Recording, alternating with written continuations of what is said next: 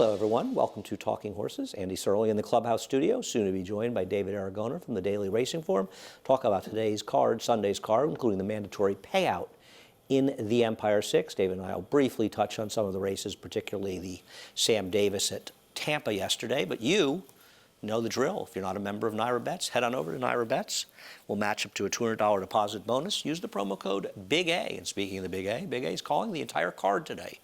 Assuming he makes it through, I am standing by in case something happens. David, you going to hang out in the press box to see if you're needed to be called in? No, I have full confidence in the Big A, getting through today's card. Looking forward to hearing him call all the action here at the Big A. Also, as we mentioned, the mandatory payout. And these mandatory payouts will be every 2 weeks on Sundays going forward.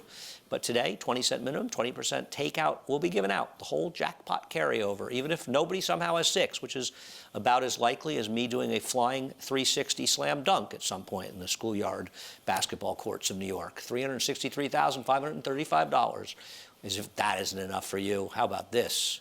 $10. If you bet over $100 at Fairgrounds, you could do that and use that $10 to play the Empire 6. Quickly yesterday, David, talking about the Sam Davis, I think you and I are of the same opinion. Independence Hall lost, but he certainly ran well in defeat. No, I mean, the point of these Derby preps is to try to learn a little bit about the horses, to have the trainers learn about the horses, the riders learn about the horses, see what the right path forward is, but see how these horses can be ridden. And I think we learned more about Independence Hall yesterday than we did in his prior 3 starts when he won so easily, because he faced real pressure early. I mean, those 2 horses were flying up front. They got beaten about 30 lengths, 29 lengths, yeah, I think. Premier Star and that synthetic horse, Chapelo. They finished last and second to last, got beaten by gigantic margins. And Independence Hall, I mean, it seemed like Jose Ortiz was almost reluctant to go past them too early because he knew how much energy he's expending chasing them. And you rarely see on the dirt a horse slow down the way he did, let the other the other closers come into the race, and then re-brake to actually match a challenge. And he pulled away from a horse like Ajaweed, who was trying to make a run in the stretch. And no, I thought it was an excellent performance. The speed figure, the final time speed figure is not going to do it justice, but I'm encouraged by what I saw from him, and I'm looking forward to what he does next. And Sol Volante, who won the race, got a 96 buyer, and he had a perfect trip, but he still ran a good race in there, and he's an improving horse for Patrick Biancone, has a couple of solid runners, including the second-place finisher in last week's Holy Bull, so he's actually got a couple of nice 3-year-olds, right? Patrick has both of them, right? Yeah, and I thought he was a turf horse, but apparently not, this Sol Volante. I mean, he's run 2 improved speed figures on the dirt, and he was excellent yesterday. He made a long, sustained run. He was the only closer that could take advantage of that pace. No, I agree. I would have the same opinion of you as you of him. I'm always surprised, and he ran well. But Independence Hall, his pace figure, I'm looking forward to seeing Craig's numbers for Timeform US of those races. And also, I think we both thought it was a nice performance. And I'm already sweating in here. Is it steaming it's in here? Warm in here. Yeah, it's okay. Like a balmy day. In here. Yesterday's winner, Montauk Highway. Yeah, Montauk Traffic. Montauk Traffic, right, was... I thought it was impressive winning, and Linda indicated to me she was going to run him in the Gotham. So yeah, I mean, the final time didn't come back that fast, and you don't know what was behind him. But just regarding his trip, you rarely see a horse losing position down on the rail, taking all that kickback on the far turn at Aqueduct, and actually, gain momentum coming into the stretch, run through all of that kickback and that traffic, and continue to kick clear once he gets into a clear path in the lane. So I was encouraged by what I saw from him. He's got to run faster in the future. Yeah. Distance is a question, but I think the Gotham is the right spot. Yeah, I mean, he got an 80 buyer. He seems to be a somewhat improving horse. And as you say, the Gotham probably a good idea for him. And I think he's a horse who's going to love a track like Belmont. Totally. Because when he gets positioned where he can actually, doesn't matter about saving ground, and he can just sort of lollygag in the back. Anyway, today's card, starting with the first race today. I was surprised. I showed this replay of Bank Gala and Golconda finishing second and third. I just figured David's favorite horse, Golconda. You actually resisted putting Golconda on top. As we go to the replay, Justin, on your last day, I'm not going to expect me to be nice to Justin's leaving us. I won't have Justin to kick around anymore, as they say. Both these horses ran well. I don't know. You've liked Golconda more than me. I have him second as well, though I prefer him of the 2 out of this race. I liked Golconda this day. He's run plenty of speed figures on the dirt that put him right in the mix here. I thought the Apprentice gave him an excellent ride in this race. He saved ground on the turn, wheeled him out in the stretch, and he just did what he does. He doesn't really go past the leaders. He just kind of hangs in the last 1/8 of a mile. My problem with Golconda was today there doesn't appear to be a lot of pace in this race. I just thought that was going to give the advantage to Brown Eyed Boy, who's going to be a prohibitive favorite. favorite, but he's just run faster than these in his 2-mile races on the dirt, and I wasn't going to get too creative trying to beat him. I don't disagree. I thought he met tougher horses last time out, and he actually ran pretty well in that race that Honest Ton won. I know Honest Ton had trouble at the start, but that race was falling apart, Yes. and I actually thought he ran a winning race that day. I'm not trying to beat him as well. Bank Gala does have the pace. You and I saw the race in the same manner. We'll see how things work out. I know Try and Smarten Up will get another chance, but Try and Smarten Up was in a very weak field last time. Yes, and he wasn't. And you might note he wasn't even bet that day. I believe De Burgh was favored over him, and that's probably not a good sign. De Burgh was favored. Well, I didn't even realize he wasn't favored in there. Race number 2. I showed this replay, and I was right. David couldn't resist going back to Desert Lights. And here's Desert Lights finishing second and Call the Cat running fourth. My problem here, and anybody that watched the show knows that David gave a 45-second spiel on why Desert Lights, who was almost 30-1, had a big chance to win this race. Problem is you're going to get a fraction of that price today. Yeah, he'll be 5 or 6 to 1 today. I still think he's going to be a decent price. But he's not 30-1. No, he shouldn't be 30 to 1. So I'm not going to harp on that too much. My case for Desert Lights last time, and I think it matters today, is that it looks like his form has fallen apart since the claim by Randy Persaud. But he had a big excuse 3 back because they ran him back just 4 days after the claim with a 10-pound bug rider going the wrong distance. And then he was on a speed favoring sloppy track, and he's never really liked a wet track that much 2 back. Last time out, he got back to the form that basically that he had for Gary Gullo, and he was at one time was the most consistent member of this field, running speed figures that would easily make him the winner of this race. So I just think he's going to be value again at 5 to 1. So I put him on top. I don't disagree with any of that, and obviously it was a great opinion last time. Randy Persaud's horses don't seem to run back-to-back races as often as you would like. No, I mean, he's going to be bet like he's no longer in Gary Gullo's barn, too. And Right. if he was in Gary Gullo's barn, then you'd be a little more confident that he could hold that form. But I just think if he runs back to the last race, he makes a lot of sense here. Okay. I didn't do anything clever. I picked a horse you've got even money in the line, take it to scale, who's dropping down, who I think is running against better horses, has run fine in those races, and I just think he's the best horse in the race. When I pick a horse who's even money morning line, I'm just giving up. Yeah. And I don't have a strong opinion of anything else. My only wise guy opinion is the 5-horse Our Honor. We'll talk about in a second. Yeah, when I first looked to take it to scale, I almost wasn't going to try to beat him, but as I started to pick apart his form a little bit, I feel like he's going in the wrong direction. His last race wasn't good. I know the pace was honest enough, but he just came up totally empty that day. A heavy favorite got pulled up in that race. So the other speed won the race. Yeah, and it's not like the pace fell apart. I don't know. I don't like the last race. And the figure 2 back bothers me a little bit because London House came back and ran 13 points lower. The second place finisher, Family Biz, came back and ran 19 points lower. Take It to Scale Sloppy obviously came back and ran Biz. slower. Yes. The figure looks a little high 2 back. The time form US number 2 for the horses in that race. And time form US figure is really high. Yeah, I just wonder if he's possibly going the wrong way. Okay, that's fair enough. I'm not in love with him. I'm not running the window to bet him at even money. Our Honor, that hesitant start, Our Honor broke a good length and a half to 3 lengths slow in that race. He really did. And he actually didn't run that badly when you look at the whole scheme of things. And he's a horse you start taking apart.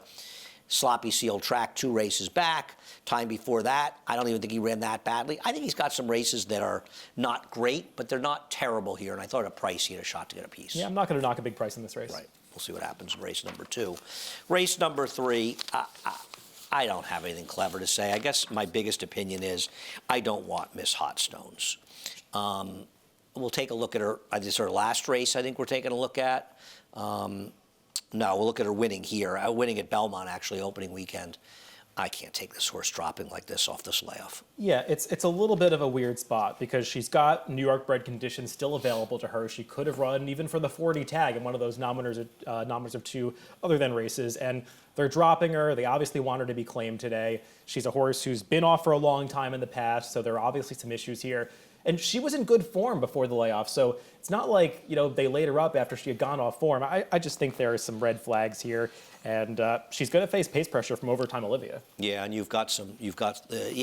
want to talk to you about the pace projector. Did you send a pace projector for this race? Not for this race. Because the pace projector has her sitting 3rd. Behind Overtime Olivia and Kalina's Song. I can't believe she'll be that far back. Do you? And Overtime Olivia could be in front because she's fast. I agree. I would imagine she'll be either dueling inside or stalking second. Yeah, I thought Kalina's Song would have to sit 3rd. Now, my concern with Kalina's Song Song is rating. One of her wins, she did stalk the pace. But I am a little concerned she's not as good rating. But I will say last time out, A, she's not beating Sadie Lady, who would probably beat this field.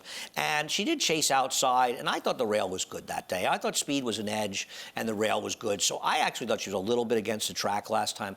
I don't love her in this spot. You obviously don't like her at all. No. But I thought she was the right alternative here. Yeah, I didn't feel too strongly about the rail last time. I thought the pace of that race just made the difference for everybody because Sadie Lady got to walk on the front end.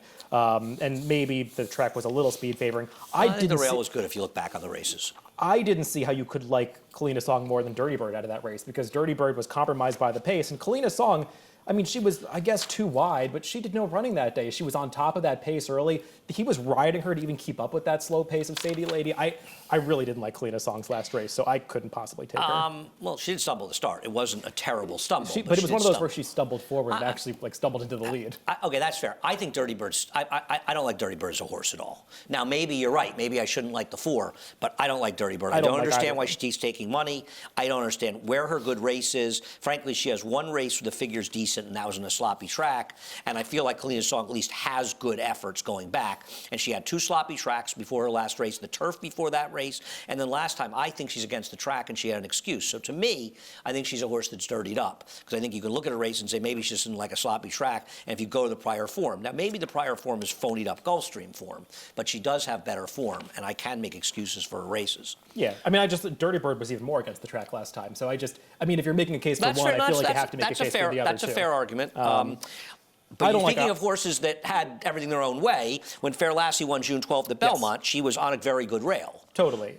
If she runs back to that race, she's got a chance here, but that's a big if because her recent form is, it leaves a lot to be desired. I tried to make her, by the way, really hard, make her. What I'll say about her last race is that was a race that featured a ton of speed, including Overtime Olivia, who was back in the race here. But Fair Lassie, she didn't break slowly, but she broke, with like a stutter step. And Manny Franco just found himself in behind horses. She was getting rank, and she just was never comfortable for about the first 3 furlongs of that race, kept getting shuffled back. And by the time they got to the quarter pole, he just put his hands down and gave up and basically eased her home. That was her first race off a layoff. She's a horse who's never liked a sloppy sealed track or a muddy sealed track in the past, so I'm just drawing a line through those races. She's going to get the kind of dry harrow track that she needs today. Is she quick enough to keep up early? I'm a little concerned about that because I don't know if she can pass horses, but she's going to be a price today. Franco sticks, and maybe she gets back to a better effort. Listen, I tried to make a case for her. I couldn't, so I'm not going to knock her. I wish that her win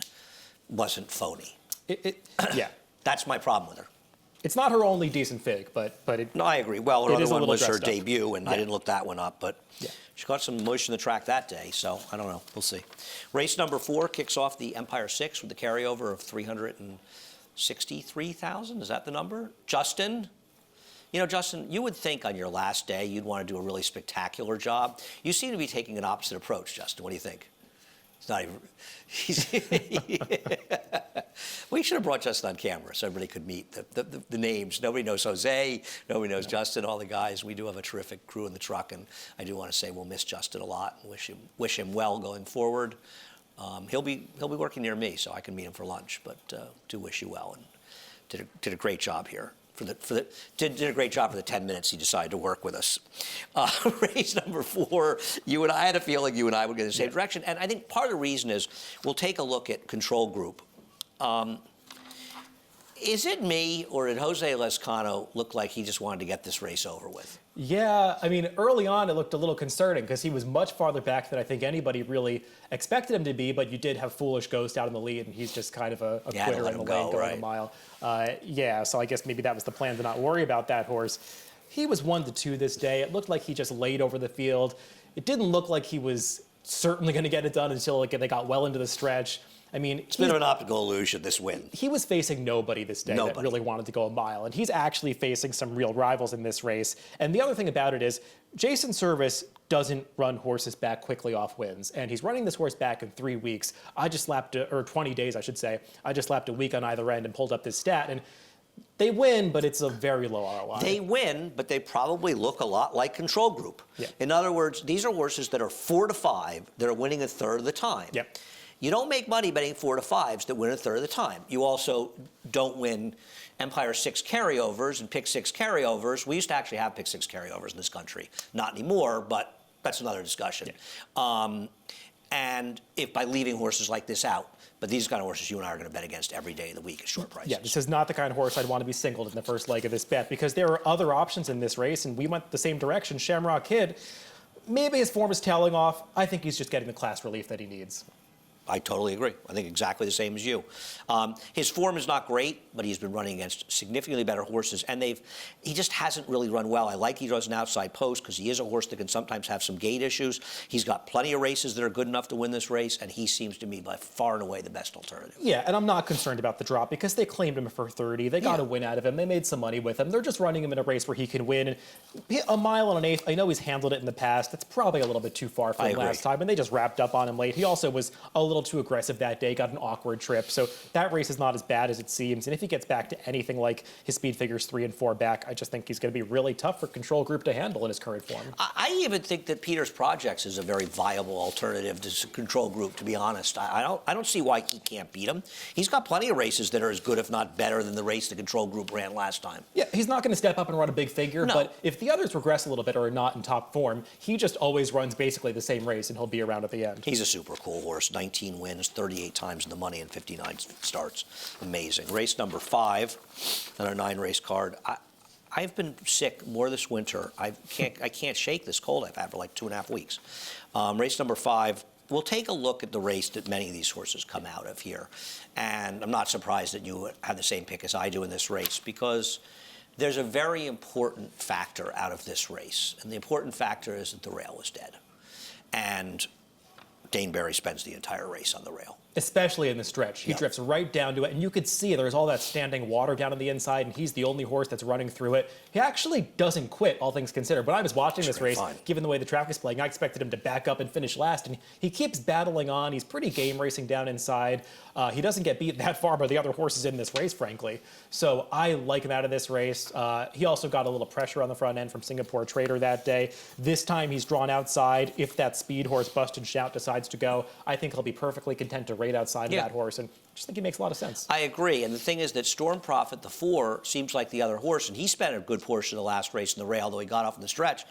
He's also got 3 wins and 33 starts in 14 seconds, so he's a pretty good 9-5 morning line favorite to take a shot against. Can he win? Absolutely. And Joe Smokin' Gun, I feel like Joe Smokin' Gun had that arc after Rudy claimed him, and I just feel like he's now remembered he was Joe Smokin' Gun. His last race wasn't terrible. He was in it throughout, but he just didn't have that same explosiveness that we saw from him in his prior start. Maybe it was the wet track, though he's handled it before.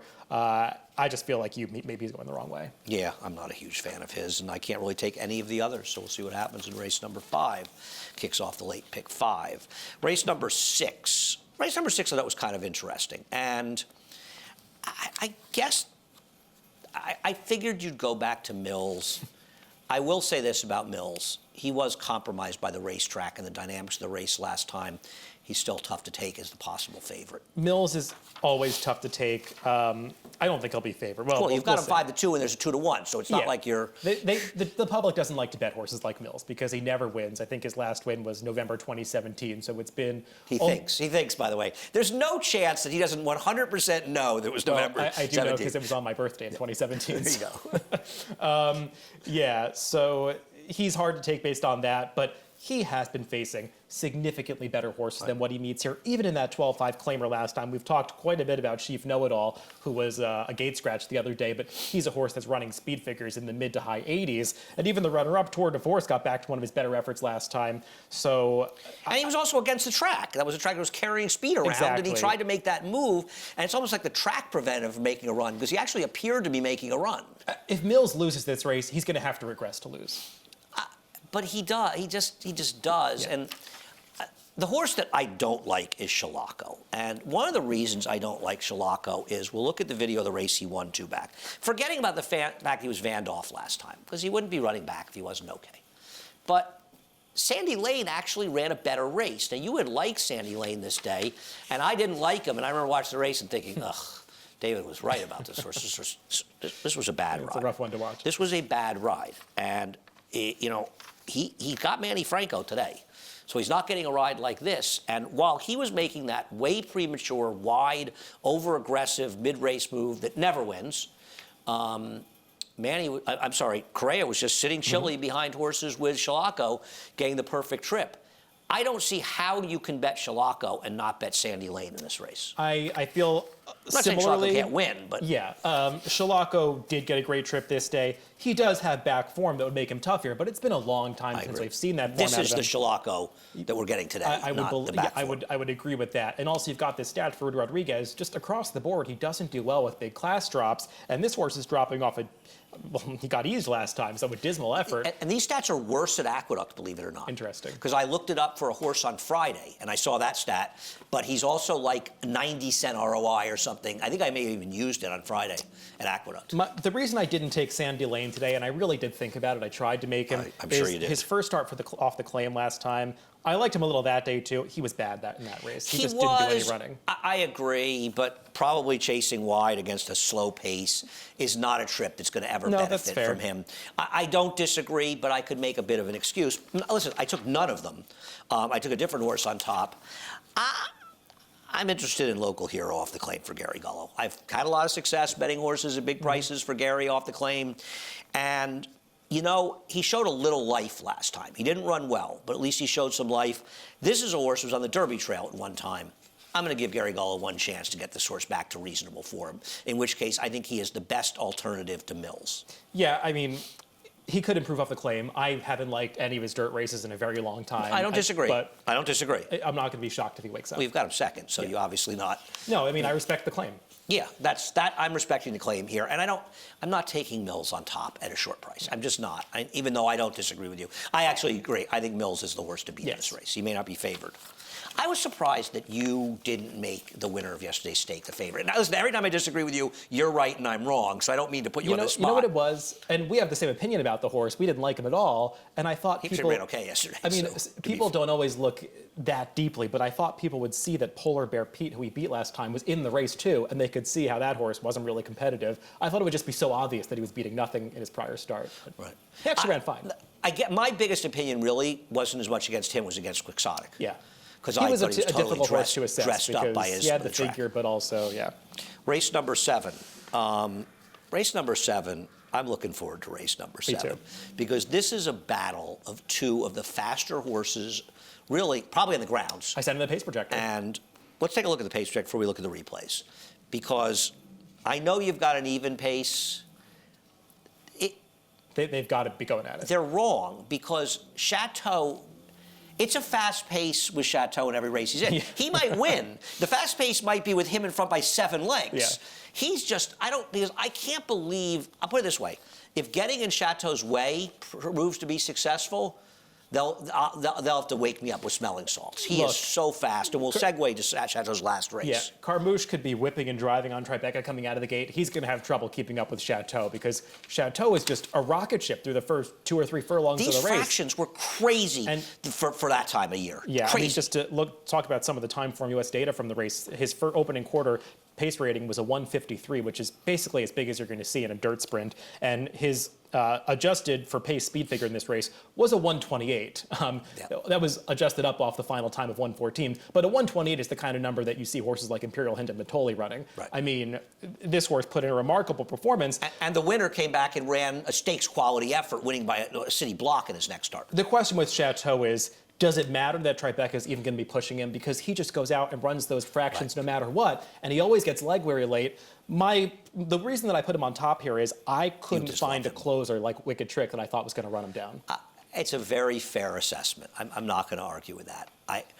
I feel like this is the kind of horse. If you single him in your pick 5 or pick 6, you're going to be praying that last. You'll get a thrill it's at going to be least. a very long final furlong.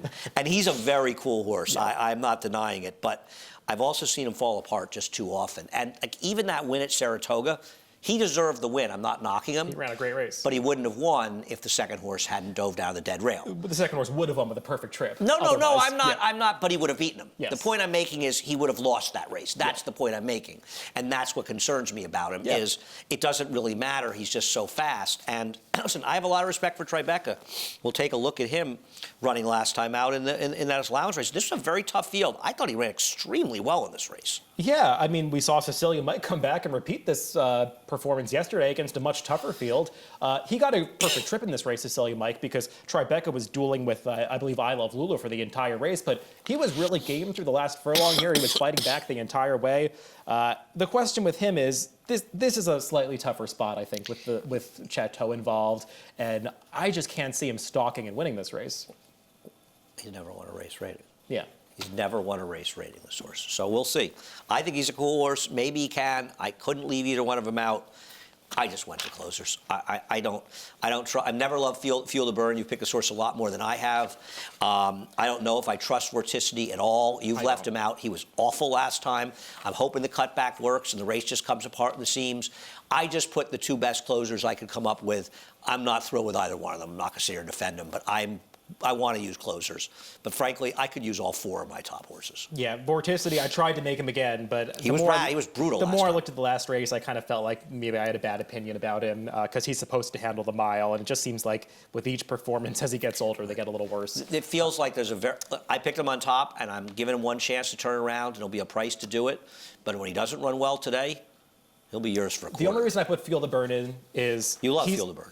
I do, but also he's not in for the tag today, and this is the kind of horse that I wouldn't have been shocked to see in like a $35,000 race. And Andy Gargan's bringing him back off the layoff with a couple works that look pretty impressive, and he's not running him from the tag, getting him like in an ambitious spot, you would think. So well, that's meaningful to me. He wasn't beating Complexity last time, especially going 7, and the time before that he dueled with Chateau. Yes, which he's not going to do today. Doesn't mean he won't win. Race number 8. Looking forward to race number 8. The Biagio's Rose Camp, an absolutely terrific race. I think a lot of horses can win this race. We'll start with Newly Minted, who's the morning line favorite. And you and I saw this race pretty much the same. Newly Minted is somewhat the horse to beat. I actually think the horse to beat is the horse that you and I have on top. Because Newly Minted, I know she won the Bowery, and she's a better one-turn horse. But this is far and away the toughest group she's ever faced going one turn one of these races.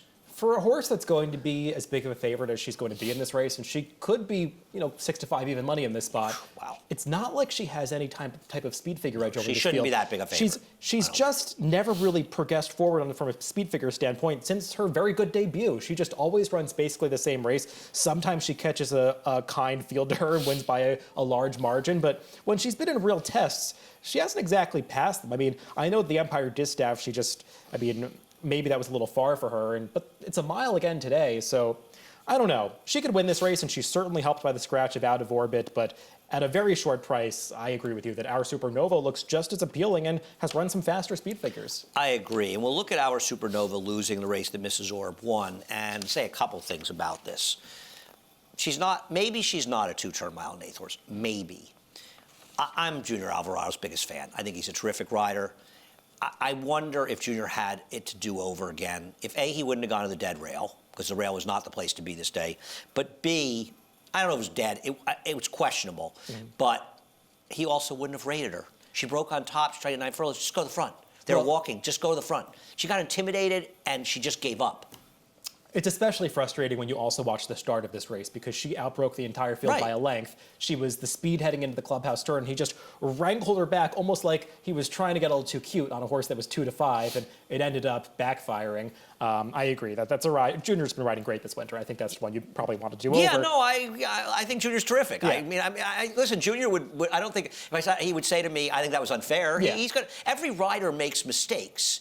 You make mistakes. It doesn't mean you're a bad rider. I'm sure riders go home and think, if I could have that one to do over again, I'd do it differently. Yeah. No good rider's not going to think that. It doesn't mean they're a bad rider because they gave a bad ride. And the question about whether she wants a mile and an 8th is pretty much moot today because they're cutting her back to a mile. She's been running great in these 7 furlong to a mile, 1-turn races. Really races that, frankly, are just objectively better than Newly Minted's races. And we'll see if she gets any pace to close into, but it's not like she's some deep closer.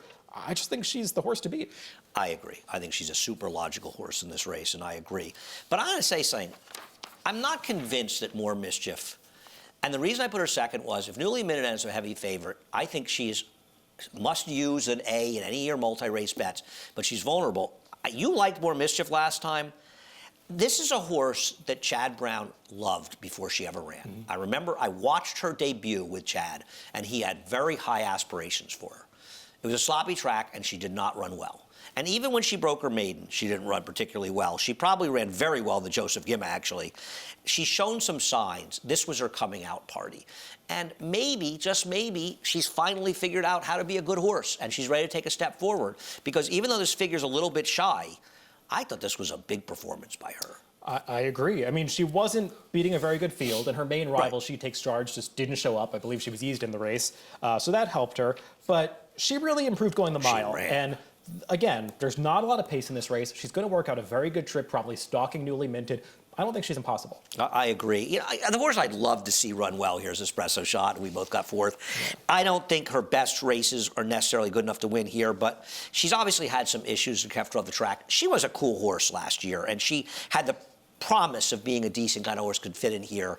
This is a tough spot to get it going, but I'm hoping she gives a good account of herself. Yeah, I was trying to make her originally because she was compromised by the pace situation and go for Wand last time, but that was also kind of like a turf race where she only got a big speed figure because she was just kind of suckered in, and they inflated the figure for spiced perfection because it was a race that you had to break out for pace. Yeah, this is the pace predict for the race. Obviously, the number 3 out of orbit is out, so it could have Newly Minted on a lone lead here, and that's just going to make things tough on a horse like Espresso Shot. Yep, I agree. Looking forward to this race, though. Last race came up a fun race. I'll tell you one thing. We see a lot of crazy short-priced horses, and some of them win. Mm-hmm. How did the last winner pay 8-5 yesterday? You had her 7-5 morning line. I thought you were out of your mind. I thought she should have been 4-5. I was surprised too. I know she already won, but I did say on the TV show, I don't want, it's not like. They bet a Pletcher firster that to me looked like he couldn't run a step, and he didn't run a step. I don't know. It was bizarre. I thought he'd be even money or 4-5. And was a winner every step of the way. We both land on Goosarella in this race. I don't have any videos. Oh, we have a stat though for Jeremiah. Yes. And I actually think this is an interesting horse because this horse engaged a pace that fell apart against a much better field. Now, this was not the horse they were betting in the entry. They were betting Nicky Scissors in all likelihood, a horse who was trained by Jason Servis, who came back with a very fortunate trip with a big win the next time out. Still, I think dropping down this horse just makes all kinds of sense. And the debut race is one to discuss because that figure is a little low. It's not just Nicky Scissors who came back with a perfect trip and improved. Other horses that finished farther behind. He loves Ancient Brown, the winner. Even she came back and improved, frankly. I agree. Going a distance that seems too far for her. And horses that were off the board, they also came back and improved their figures. So that's one that probably could be a little higher. Next time out, she doesn't have to want to go a mile, and she was dueling at a pace that kind of fell apart. So. I agree. And the other thing is, all right, High School Crush, to be fair, was a bit against the track last time. I thought the rail was good on January 11th. Mm-hmm. So I thought she was a bit against it. And DeBoer's, the 2 George Weaver horses, I'm just sick and tired of seeing them. You can have those horses. High School Crush is way the horse to beat because she's run speed figures that are probably going to put her in the winner's circle here. Somebody's got to really step up to beat her. No, I don't disagree. I don't like DeBoer at all. What about Adoro, who I've got second, you've got third? She's mildly interesting. When I watched the replay of that race at Saratoga, she was actually hoping for more. What was that? You were hoping for more? Well, she was actually in the mix for longer than I thought she was. She really only quit by the time they got to the quarter pole, and then the field just strung out. One of those Saratoga races where the wide horses just sort of disappear. Yes. I do not agree, and I rarely disagree with our chart callers, who I think do a fabulous job. I didn't see her particularly jostled around, did you? No, she was a little just wide. I watched the head on. Pushed out a little bit, but that was it. But she was just sort of. She was wide to nowhere in there and drops down. The problem I have is she took absolutely no money that day, even though she's a horse with pedigree. Her dam was a neat Rick Violet horse, right? La Java. She was a. I don't remember her. This horse is a half to Giodoro for the same connections. So I think La Java was a Rick Violet horse. Might have been. She either was a terrible horse or she was kind of neat. Anyway, we're done. We're out of time. Let's go over to Naira bets, though. We're not out of time for Naira bets. Head on over. Deposit match up to $200. New members only. Promo code is the Big A. Big A calling the races. Also want to remind people, $363,535 has to be given out. Mandatory payout today. Races 4 through 9 on a 9-race card in the Empire 6. There is a bet $100 or more at the fairgrounds today. Get $10. By the way, next Saturday's card's already out. I've already done a lot of work on those Risen Star. Two divisions, the Risen Star. We'll be covering those upstairs. Greg Wolf, the Mig and I believe, will be upstairs. And also, Belmont Stakes tickets are on sale. You know, history happens here. Justin, the last time you'll get to show this while I'm on the show. All great moments for you in your in the timeline of your life at NYRA. It's coming to an end. Anyhow, that's June 6th, Belmont Stakes. Don't want to miss that. You also don't want to miss the one and only, the Big A, Anthony Stabile, calling all 9 today. He's coming up with a reprise of Scratches and Changes.